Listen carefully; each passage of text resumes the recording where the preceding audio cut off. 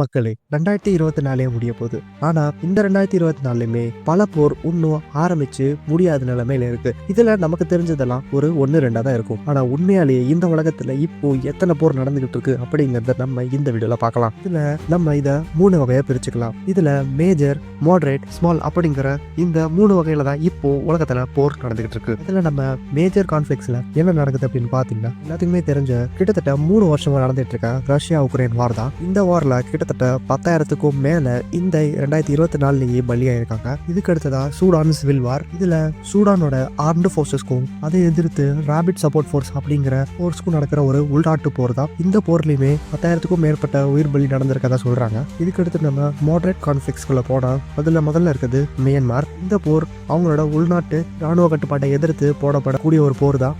பலி எண்ணிக்கையோட கணிப்புமே 10,000ல இருந்து 1000 வரை இருக்கலாம் அப்படிங்கிற மாதிரி சொல்றாங்க. அடுத்ததா சொமாலியா இருக்கு. சொமாலியா நாட்டுல நடக்கக்கூடிய போருமே ஒரு உள்நாட்டு போர் தான். இதுல அல் ஷபாப் அப்படிங்கிற ஒரு குழுவை முன்னாலே வச்சுதான் இந்த போரே நடக்குது. இதுக்கு அடுத்து நைஜீரியா.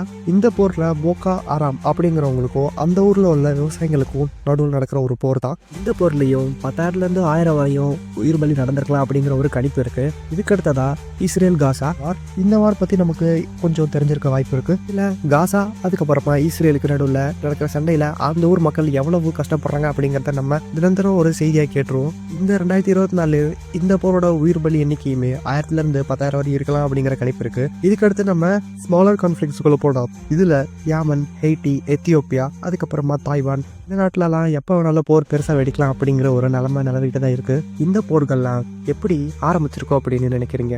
இனத்தினாலயா, இல்ல அதிகாரத்தினாலயா, இல்ல மதத்தினாலயா? இதுல எந்த காரணமா இருந்தாலுமே இதுல பாதிப்பு யாருக்கு அதிகம் அப்படின்னு பாத்தீங்கன்னா அந்தந்த நாட்டுக்கு இல்ல, அந்த நாட்டு மக்களுக்கு தான். ஏன்னா ஒரு நாடு அப்படிங்கிறது ஒரு மக்களால் ஆனது தான். இதை பத்தி நீங்க நினைக்கிறீங்க? கமெண்ட் பண்ணுங்க.